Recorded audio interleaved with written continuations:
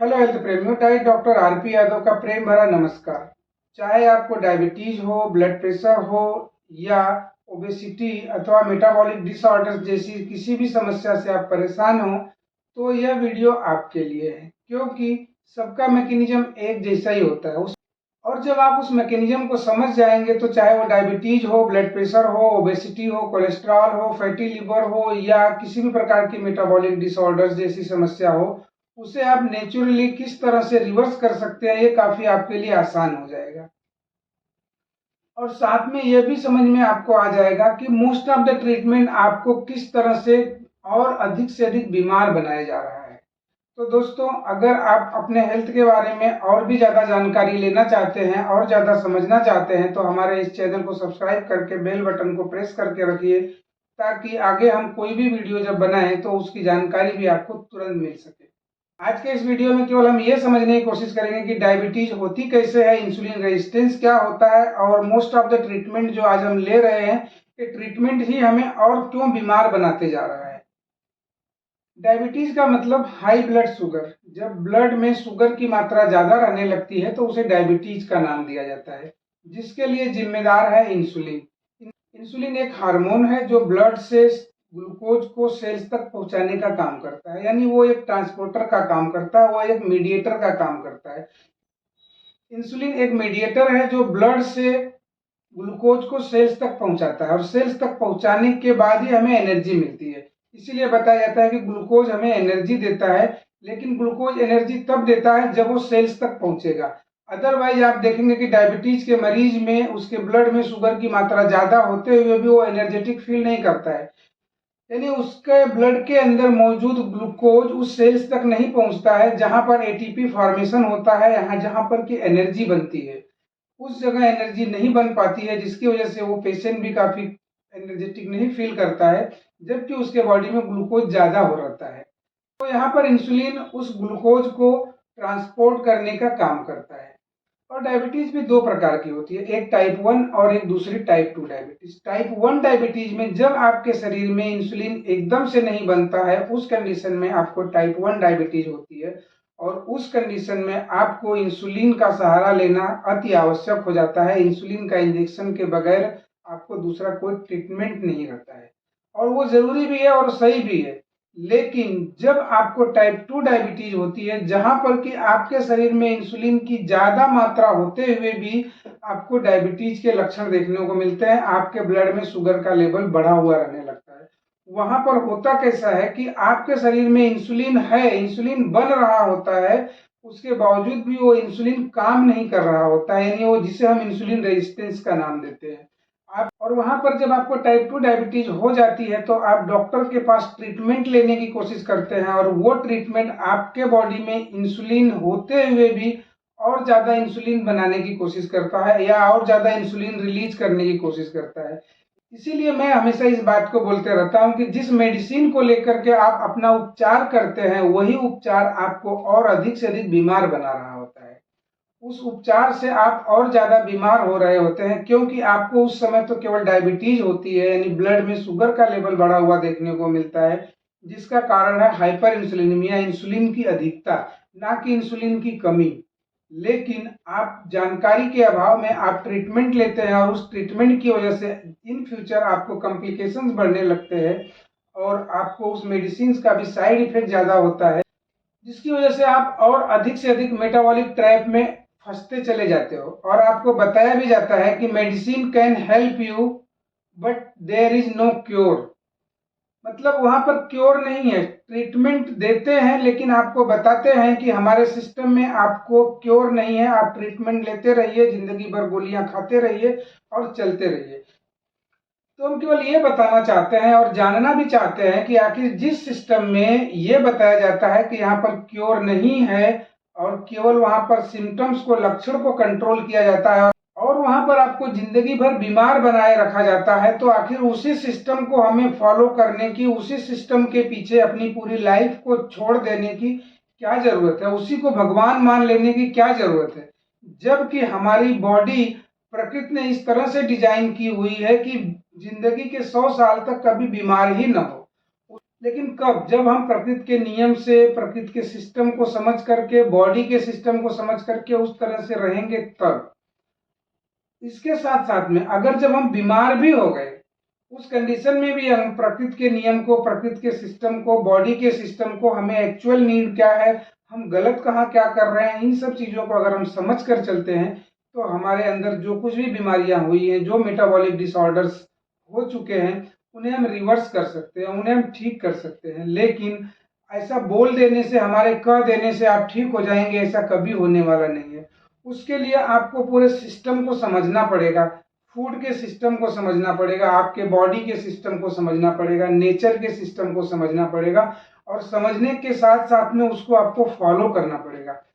मतलब आपको हर एक चीज का नॉलेज लेना पड़ेगा, और नॉलेज जब आपके पास हो जाएगा तो आप उसे डिसिप्लिन में लाने की कोशिश करेंगे, और जिस दिन आप नॉलेज के साथ डिसिप्लिन में रहने लगेंगे तो बीमारियां आपके अंदर से भाग जाएंगी, कंप्लीटली ठीक हो जाएंगी।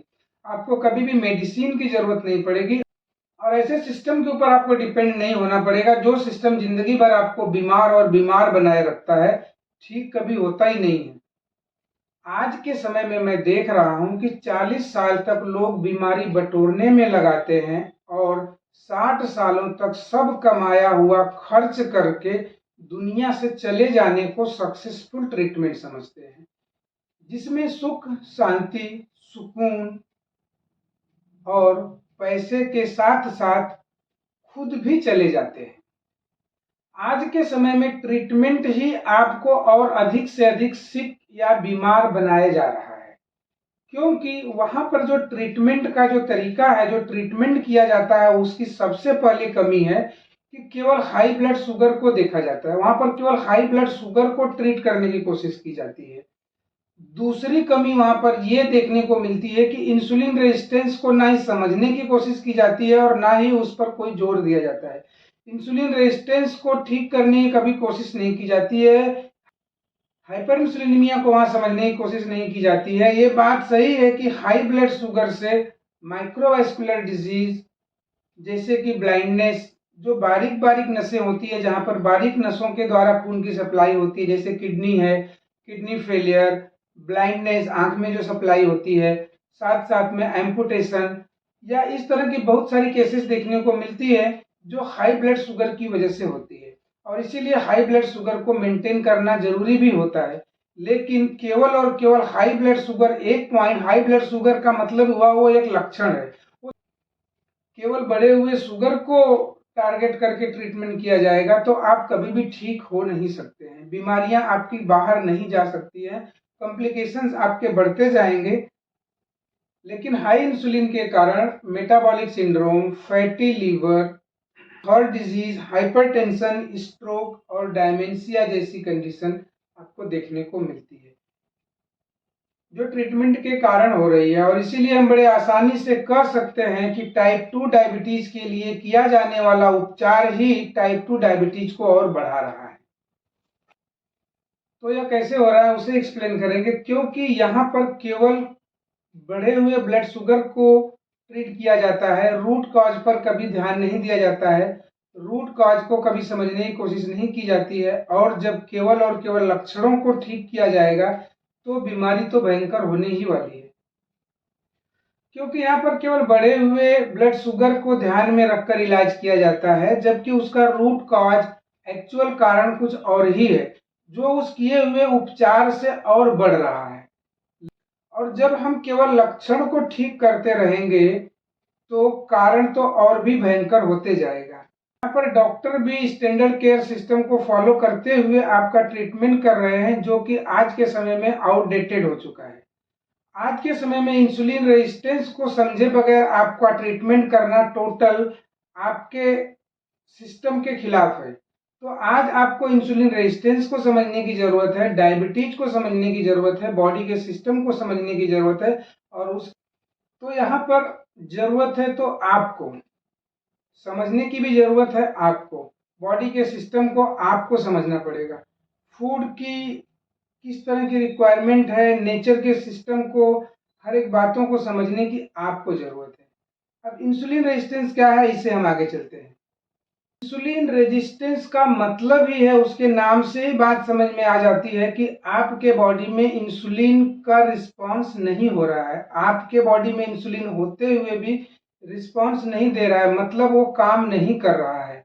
और क्योंकि आपकी बॉडी रेजिस्टेंस दिखा रही है। आपने कभी सोचा है कि जब बॉडी का सिस्टम इस तरह से रिस्पांस नहीं दिखाता है तो उसके पीछे कुछ न कुछ कारण होता है। और वो कारण क्या होता है कि बॉडी की एडॉप्टिव फिजियोलॉजी। बॉडी की एडॉप्टिव फिजियोलॉजी को आपको समझना पड़ेगा। जब आपकी बॉडी में हर क्षण हजारों इंफॉर्मेशन आ रहे हैं, जा रहे हैं, और बॉडी उसको वातावरण के हिसाब से एडॉप्ट करते हुए चलते रहती है। फॉर एग्जाम्पल, जब आप नंगे पैर चलते हैं तो पैरों की स्किन पैरों की सुरक्षा के लिए मोटी हो जाती है। जब भी आप कोई वेट लिफ्टिंग का काम करते हैं, ज़्यादा हैवी वेट उठाने का काम करते रहते हैं रेगुलर, तो आपकी मसल्स स्ट्रांग हो जाती है।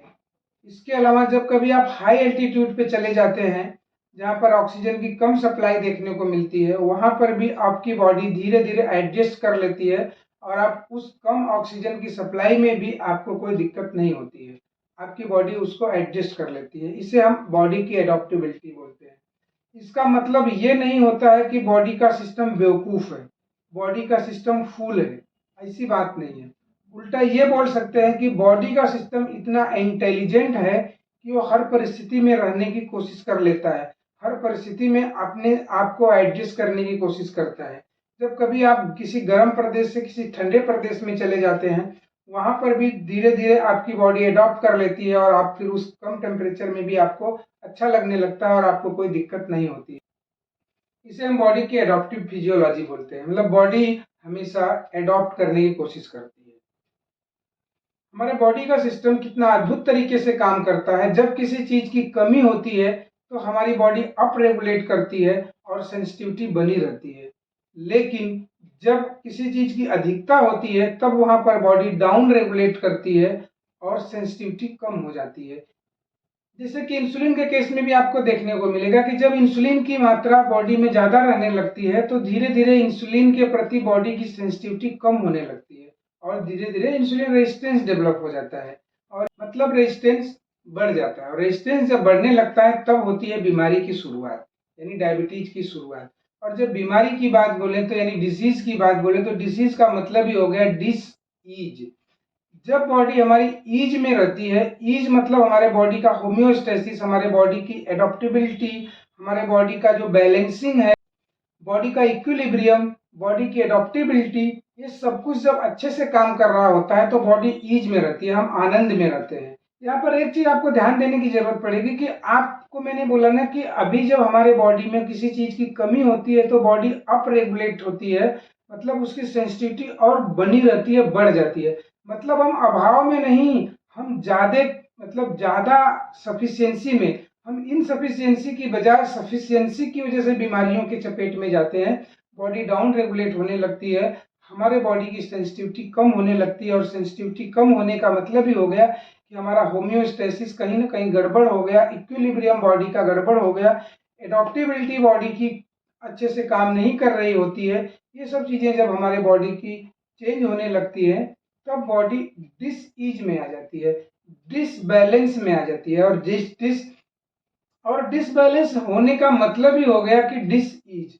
तो इस तरह से डिजीज होती है और इसे भी आप मैनेज कर सकते हैं। जब आप अपने बॉडी के होम्योस्टेसिस को मेंटेन कर लेंगे, इक्विलिब्रियम को मेंटेन कर लेंगे, बॉडी की जो एडॉप्टेबिलिटी है उसको नॉर्मल कर तरीके से ला देंगे, तो बीमारी रिवर्स हो जाएगी, ठीक हो जाएगी। जहाँ पर कि गोलियों की जरूरत नहीं है, वहां पर आपको समझने की जरूरत है कि ये किस वजह से ये हमारी बॉडी का इक्विलिब्रियम, हमारे बॉडी का जो बैलेंस है, ये इम्बैलेंस में हुआ कैसे। उसको जब समझ जाएंगे और उसके साथ साथ में आप उस तरह का नेचुरल वातावरण देंगे बॉडी को, अब फूड का ध्यान दें। इसलिए हम आपको एक लाइन में बोलते रहते हैं कि food is your medicine, there is no need of medicine, your food is the actual medicine. जिसे आप सही तरीके से यूज करना सीख जाएंगे तो आपको वही फूड आपके लिए मेडिसिन का काम करेगा, बॉडी को इक्विलिब्रियम में रखेगा, बॉडी का होम्योस्टेसिस मेंटेन हो जाएगा, सब कुछ ठीक ठाक तरीके से चलने लगेगा और उस कंडीशन में आप बीमारियों से बाहर आ जाएंगे, आप डायबिटीज से बाहर आ जाएंगे। अब यहाँ पर हम थोड़ा सा इंसुलिन रेजिस्टेंस को और डीप में समझने की कोशिश करते हैं। इंसुलिन रेजिस्टेंस किस तरह से डेवलप होता है और कैसे डेवलप होता है आज के समय में, क्योंकि आज जहाँ भी बात की जाती है, जब भी बात की जाती है, तो ये बताया जाता है कि पीछे के सालों की अपेक्षा हर साल हमारे देश में ही नहीं पूरे जगत में डायबिटीज की संख्या बढ़ते चली जा रही है। आखिर क्यों? इस बात को थोड़ा सा हम समझने की कोशिश करेंगे। अगर आप ध्यान देंगे तो ये बात बड़े आसानी से आपको समझ में आ जाएगी। आज के लगभग 50, 60, 70 साल पहले चले जाएं, लगभग 1950 के आसपास के पहले की जब बात आप देखेंगे, तो उस समय फूड का इतना कमर्शियलाइजेशन नहीं हुआ था। आज पैकेट बंद फूड जो हर जगह, हर गली नुक्कड़ पे कहीं भी आपको मिल जाया कर रहे हैं, जो 2 मिनट में, और हमें इजी भी लगता है, हमें अच्छा भी लगता है, टेस्टी भी लगता है, हम खाते रहते हैं। आज के लगभग 50, 60, 70 साल पहले लोग लगभग 2 मील लिया करते थे, 2 वक्त की रोटी। उस समय पहले बोला भी जाता था, आज भी आप सुनते होंगे कि केवल 2 वक्त की रोटी ही काफी है, इससे ज्यादा कुछ जरूरत नहीं है बॉडी को। लेकिन उस समय जब लोग 2 वक्त की रोटी खाया करते थे, 2 वक्त खाना खाते थे, 2 टाइम्स जो है मील लिया करते थे, एक मॉर्निंग और एक इवनिंग। बात समझने की कोशिश कीजिएगा कि उस समय वो चाहे कम खाएं या ज्यादा खाएं, होता क्या था कि जब उन्होंने जो कुछ भी फूड लिया, वो फूड बॉडी में एब्जॉर्ब होने के बाद, डाइजेस्ट होने के बाद, जो तुरंत यूज में होता था वो तो होता ही था। बॉडी की जो एडाप्टिव फिजियोलॉजी है वो क्या करती थी कि उसको स्टोर कर लेती थी। वो स्टोर कर लेती थी for future energy, future need के लिए। और जब हम काफी लंबे समय तक नहीं खाना खाते थे, तो उस समय क्या होता था कि वो जो स्टोर की हुई एनर्जी है रीयूज हो जाती थी, जिसे हम ऑटोफेजी का नाम देते हैं। हमारे बॉडी का जो ऑटोफेजी सिस्टम है, बॉडी का जो ऑटो सिस्टम है, वो ऑन रहता था। बॉडी की एडॉप्टिबिलिटी बनी रहती थी, बॉडी की सेंसिटिविटी बनी रहती थी। और अब क्या हो गया है, धीरे धीरे 50-60 सालों में जैसे ही फूड रिवॉल्यूशन हुआ, लोगों को 2 मिनट में फूड रेडीमेड ज्यादा पसंद आने लगा। आपको जो मैंने अभी बताया कि मॉर्निंग में लिया हुआ फूड बॉडी उसको रीयूज के लिए स्टोर कर देती है, और हम जब लंबे समय तक कुछ नहीं लेते हैं तो वो रीयूज हो जाता है। जबकि हम जब कई बार दिन भर में कंटिन्यू लेते रहते हैं, तो हमारी जो पेंट्री है वो कभी खाली ही नहीं होती है, क्लीनिंग होती ही नहीं है। हमने हमने सुबह उठते ही टी बिस्किट लिया, ब्रेकफास्ट लिया, बाद में फिर लंच लिया, फिर इवनिंग में, मतलब इतने सारे हम बीच बीच में 4 से 6 बार, यहाँ तक कि 8-8 बार हम दिन भर में कुछ ना कुछ खाते रहते हैं। हम कम खाएं या ज़्यादा खाएं, वो क्या हो रहा है कि जो भी यूज में आ रहा है रनिंग में, और साथ साथ में हम सेडेंट्री लाइफ जी रहे होते हैं। हम एक्सरसाइज करते नहीं, हम काम करते नहीं है, एनर्जी यूज होती नहीं है। एनर्जी हम ले रहे हैं, कंजम्पशन हो रहा है, हम कंज्यूम तो कर रहे हैं एनर्जी का, लेकिन उसका यूटिलाइजेशन नहीं हो रहा है, यूज नहीं हो रही है, एनर्जी बाहर नहीं जा रही है। हम अधिक से अधिक आराम करने की कोशिश कर रहे हैं। उस कंडीशन में क्या हो रहा है कि पेंट्री खाली नहीं हो रही है, पेंट्री खाली नहीं हो रही है, जिसे आज ऑटोफेजी का नाम दिया गया। ऑटोफेजी आपके बॉडी में एक्टिव नहीं है, या जिसे आप नॉर्मल शब्दों में आप समझ सकते हैं कि आपके बॉडी ऑटो ऑन मोड में नहीं है। जैसे कि बैटरी अगर काफ़ी सालों तक यूज में नहीं होती है, कंटिन्यू लाइट की सप्लाई है, और जो बैटरी का बैकअप है आपका इन्वर्टर का, अगर वो यूज नहीं किया जाता है तो वो ऑटो मोड में नहीं रहता है, और कभी 1 साल के बाद लाइट चली गई तो बैटरी का ऑटो मोड काम नहीं करता है, मतलब वो बैटरी ऑटो मोड से बाहर चली जाती है। ठीक उसी तरह से हमारी बॉडी का भी सिस्टम है, ऑटो सिस्टम हमारा धीरे धीरे बंद हो गया रहता है। तो दोस्तों, मेरा यहाँ पर ये नहीं कहना है कि आपको खाना नहीं है, आपको खाना नहीं मिलेगा, आपको खाना बंद कर देना है, या आपको ऐसी चीजें खाना है जिससे आप बचना चाहते हो, ऐसी बातें नहीं है। आपको केवल और केवल सिस्टम को समझना है। खाना आपको अपनी मर्जी से खाना है, आपकी पसंद का खाना है, लेकिन उसको भी आपको समझना है बॉडी की एडॉप्टेबिलिटी को समझते हुए, बॉडी को क्या नीड है उसको समझते हुए। जब आगे आप काम करेंगे, आप सीखेंगे, समझेंगे, और उस तरीके से आज आप भले बीमार भी नहीं हुए हैं, आपको कोई बीमारी नहीं है, आप किसी मेटाबॉलिक ट्रैप में नहीं फंसे हुए हो, तो भी आपको सीखने की जरूरत है, समझने की जरूरत है, ताकि आप आने वाले समय में बीमार ही ना हो और आपकी लाइफ लंबे समय तक चले, 100 साल तक की आप अपनी यात्रा को पूरा करें। यही हमारा मिशन है। हम और लास्ट में हम इंसुलिन के बढ़ने की प्रक्रिया को थोड़ा सा आपको शॉर्ट में समझाने की कोशिश करेंगे, उसके मैथमेटिक्स को समझाने की कोशिश करेंगे कि कहाँ आपसे गलती हो जाती है, आपके डॉक्टर से गलती हो जाती है, आप नहीं समझ पाते हैं और साथ में आपका डॉक्टर भी नहीं समझ पाता है। क्योंकि जब भी आपको कोई रिपोर्ट दी जाती है, आप जब कभी कोई टेस्ट कराते हो, ब्लड टेस्ट कराते हो, उसमें जो कुछ भी रिपोर्टें दी जाती है, जो पैरामीटर्स दिए जाते हैं, वो आपको कहीं ना कहीं किसी रेंज में दिया जाता है। समझिए कि 5 से 15, हम 5 से 15 में नॉर्मल हैं। ठीक उसी तरीके से जब आप इंसुलिन की बात करते हैं, पहली बात तो डायबिटीज का कोई भी मरीज इंसुलिन का चेकअप ही नहीं कराता है, इंसुलिन का टेस्ट ही नहीं कराता है। वो केवल टेस्ट भी अगर कराता है तो ब्लड शुगर का, और ब्लड शुगर का मतलब हो गया कि आपके बॉडी में शुगर कितना बढ़ा हुआ है। बढ़ा हुआ जान लेने से कारण नहीं समझ में आता है, और जब तक आप कारण नहीं समझेंगे आपका निवारण कभी हो ही नहीं सकता है। तो जब आप ब्लड शुगर को टेस्ट करते हैं, और यहाँ पर थोड़े से इस मैथमेटिक्स को बड़े ध्यान से समझिए। आप चले जाइए, अगर आप डायबिटीज के मरीज हैं तो आप सीधे 15 साल पीछे चले जाइए, 10 साल पीछे चले जाइए। आप अगर 10 साल पहले अगर आप अपना ब्लड टेस्ट कराते हैं, उस समय जो पैरामीटर्स दिया गया है, उस पैरामीटर को थोड़ा सा आप रिलेट करके समझने की कोशिश कीजिएगा। आपको ब्लड शुगर का एक रेंज दिया जाता है 90 टू 110, ये फास्टिंग अगर है तो नॉर्मल है। और पीपी में देखने जाएं अगर आप, तो 110 टू 140 ये आपको नॉर्मल बताया जाता है। मतलब 110 भी नॉर्मल है, 140 भी नॉर्मल है। तो आप यहीं पर कंफ्यूज हो जाते हैं। अब 110 भी है तो 115 भी है, 120 भी है, तो सब तो नॉर्मल है, फिर हमें दिक्कत क्या है। तो आज के 20 साल पहले, 15 साल पहले आप थोड़ा सा समझने की कोशिश कीजिए। अगर आज के समय में अगर किसी 20 साल के इंसान को चेक करेंगे जिसके अंदर किसी भी प्रकार की बीमारी नहीं है, किसी भी प्रकार के मेटाबॉलिक डिसऑर्डर से वो प्रभावित नहीं हुआ है, और उस पेशेंट को अगर आप चेक करेंगे तो ब्लड शुगर जब आप चेक करेंगे तो वहां पर ब्लड शुगर उसका अगर फास्टिंग 90 देखने को मिल रहा है, तो उस समय अगर आप उसके इंसुलिन चेक करेंगे तो उस समय उसका इंसुलिन का लेवल 3 से 4 मिलेगा। जो आज आपको आपके रिपोर्ट में भी साइड में लिखा हुआ देखने को मिलता है कि 4 टू 24 या 25 तक नॉर्मल है। मतलब आप 4 से लेकर 25 तक आप नॉर्मल में आते हैं। आप समझिए यहीं पर थोड़ी सी इस बात को, कि जब फर्स्ट टाइम हमने चेक किया हमारा ब्लड शुगर 90 था, और उस समय हमारे बॉडी में इंसुलिन 3 या 4 की लेवल में मिला। तो मतलब ये था कि 3-4 यूनिट भी इंसुलिन हो रहा था तो फास्टिंग ब्लड शुगर हमारा मेंटेन था। लेकिन हमारा जो इंटेक कार्बोहाइड्रेट का ज्यादा होते रहा, तो ज्यादा कार्बोहाइड्रेट का इंटेक होने की वजह से इंसुलिन की मैन्युफैक्चरिंग ज्यादा होने लगी, बॉडी को इंसुलिन ज्यादा बनाना पड़ने लगा। हम जब स्नैकिंग से लेकर के डिनर तक इतने ज्यादा मील हमारा ऐड हो गया, उस मील की वजह से कार्बोहाइड्रेट की अधिकता हुई, और जो फ्रिक्वेंसी मील की बढ़ी उसकी वजह से बार बार कार्बोहाइड्रेट का इंटेक होने लगा, और बार बार पैंक्रियाज को इंसुलिन बनाने के लिए मजबूर होना पड़ा। क्योंकि ग्लूकोज एक ऐसा चाबुक है कि जैसे ही ब्लड में जाता है वो पैंक्रियाज को डंडा मारता है, चल भाई तो इंसुलिन निकाल, मैं आ गया हूं।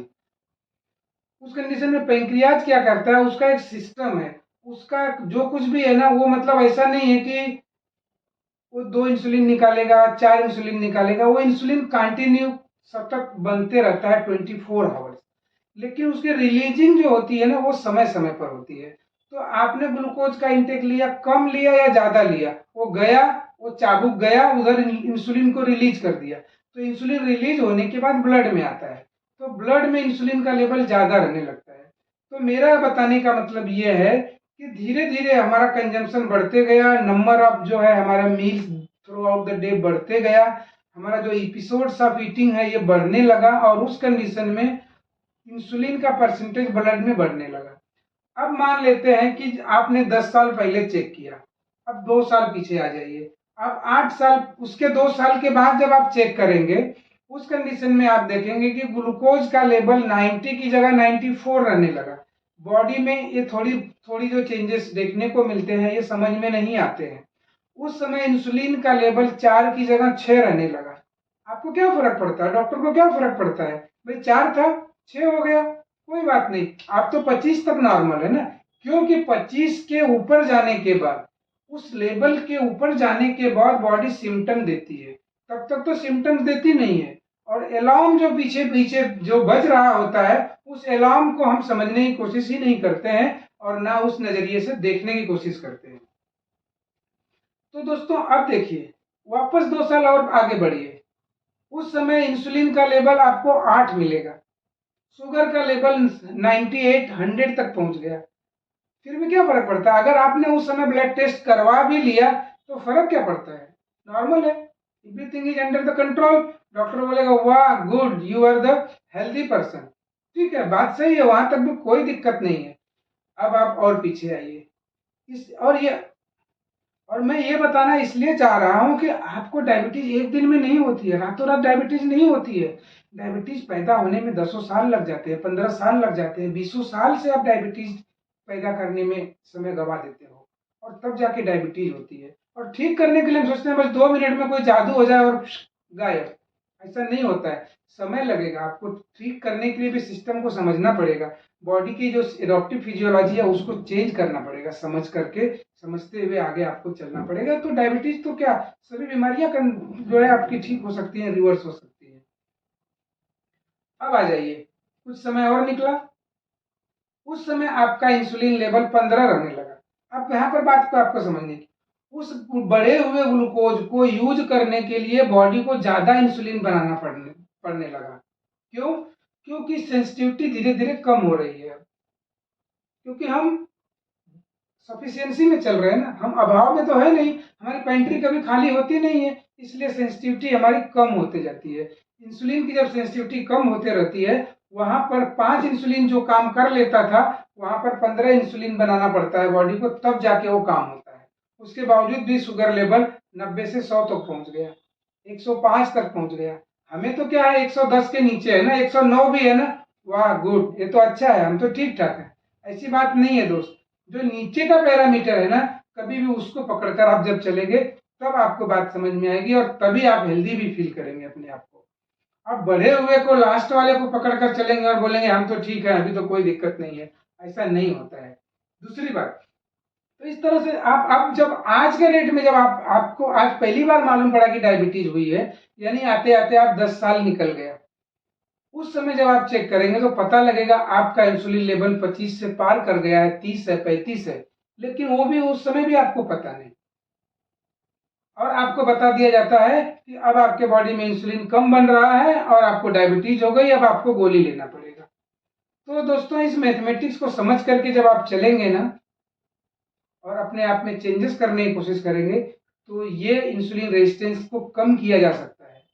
और कम इंसुलिन से भी आपके बॉडी में आपका काम चलता है, क्योंकि पहले कम से ही काम चलता था।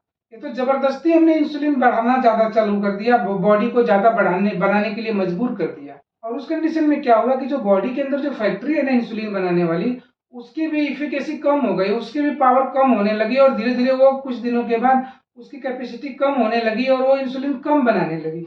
तो वहां से भी एक प्रॉब्लम आपको चालू हो गया। तो मैं दोस्तों इतनी ताकत से, इतने इफोर्ट से आपको बताने और समझाने की कोशिश करता हूं, बस इसलिए कि आप सीखें, जागरूक हों, हेल्दी बने। मुझे इतना कुछ नहीं है, बहुत बड़ा कुछ मेरा बेनिफिट इसमें नहीं होने वाला है। बेनिफिट अगर होगा तो आपका होगा, आप लाइफ टाइम हॉस्पिटल जाने से बचेंगे, बड़े बड़े बिलों से बचेंगे। आप एक बार जा करके देखिए कितने बड़े बड़े बिल बनते हैं। तो दोस्तों, इसलिए मैं बोलता हूँ, आप बॉडी के सिस्टम को समझिए, सीखने की कोशिश कीजिए और सीख करके आप सभी बीमारियों से बच सकते हैं। कोई डायबिटीज ही नहीं है, और भी, और इतना ही नहीं, आप अपने तो बचेंगे ही, आप फैमिली में भी दूसरे लोगों को भी और भी बीमारियों से होने से बचा सकते हैं। इस तरह का जो मैथमेटिक्स है ना, इस मैथमेटिक्स को आपको समझने की जरूरत है। और हम क्या करते हैं, हम केवल केवल पैरामीटर्स, ओहो 20 है, 4 to 25 नॉर्मल है ना, तो अभी तो 20 है, 20 है, it's okay, I am okay, I am feeling healthy, I am very good, सब कुछ अपने आप को। और डॉक्टर ने बोलता है yes, you are the healthy person. फिर तो हम फील गुड में आ जाते हैं, फील गुड। और जैसे हम फील गुड में आते हैं ना, दूसरा दिन तो 2 गुलाब जामुन की जगह 4 दबा लेते हैं। मतलब हमारा वो इंटेक और बढ़ जाता है, वाह हम एकदम ठीक ठाक है, हमें कोई प्रॉब्लम नहीं है। अगर देखिए दोस्तों, मैं बोलता हूँ कि जिस दिन आपका ब्लड शुगर का लेवल बढ़ने लगा, हायर की तरफ जाने लगा, और उसी समय डॉक्टर ने अगर आपका इंसुलिन भी चेकअप करा दिया, इंसुलिन भी टेस्ट करा लिया और इंसुलिन भी हायर लेवल की तरफ जा रहा है, और उसी समय आपको इंस्ट्रक्शन दिया कि भाई इंसुलिन का लेवल आपका बढ़ रहा है, आपका हाइपर इंसुलिनीमिया की केस में आपकी शरीर बॉडी आपकी जा रही है, अब आने वाले समय में इंसुलिन रेजिस्टेंस पैदा हो सकता है, और जिसकी वजह से आपको डायबिटीज भी हो सकता है। उस समय ही अगर आपको रोक दिया जाए, आपको समझा दिया जाए, तो शायद इन फ्यूचर आपको डायबिटीज कभी हो ही नहीं। इसलिए मैं आज के डेट में बोलता हूँ, जिनको किसी भी तरह से मालूम भी पड़ गया कि आज वो प्री डायबिटिक हो गए, तो प्री डायबिटिक में भी ज्यादा लोग केयर नहीं करते हैं। ठीक है, प्री डायबिटिक डॉक्टर ने बोला है ना, कोई बात नहीं, ठीक है। तो कभी कभी कुछ चीजों को हम भी बहुत सीरियसली नहीं लेते हैं, हमारे चीजों को इग्नोर कर देते हैं। जब तक कि बड़ी आफत गले न आए, तब तक हम कोई चीज को एक्सेप्ट करने की कोशिश नहीं करते हैं, समझने की कोशिश नहीं करते हैं। और जब कोई बड़ी आफत आ गई ना, फिर तो सब कुछ लग जाए, सब कुछ चला जाए, लेकिन मैं ठीक हो जाऊं, ऐसा नहीं होता है दोस्त। पैसे से अगर ट्रीटमेंट होता ना, तो आज तक सब लोग एकदम हेल्दी और सुखी रहते। पैसे से आपको हेल्थ नहीं मिलने वाला है। हेल्थ अगर मिलेगा तो आपके नॉलेज और आपके डिसिप्लिन से आपको हेल्थ मिलेगा। हेल्थ अगर मिलेगा आपको, तो केवल और केवल आपके नॉलेज और आपके डिसिप्लिन से। मैं दोबारा इस बात को रिपीट करता हूँ, अदरवाइज आपके पैसे से आपको हेल्थ कभी नहीं मिलेगा। क्योंकि अगर आपके पैसे से आपको हेल्थ मिलता, तो पूरे इस जगत में कोई भी बीमार होता ही नहीं, क्योंकि पैसे की कमी किसी के पास नहीं है आज के समय में।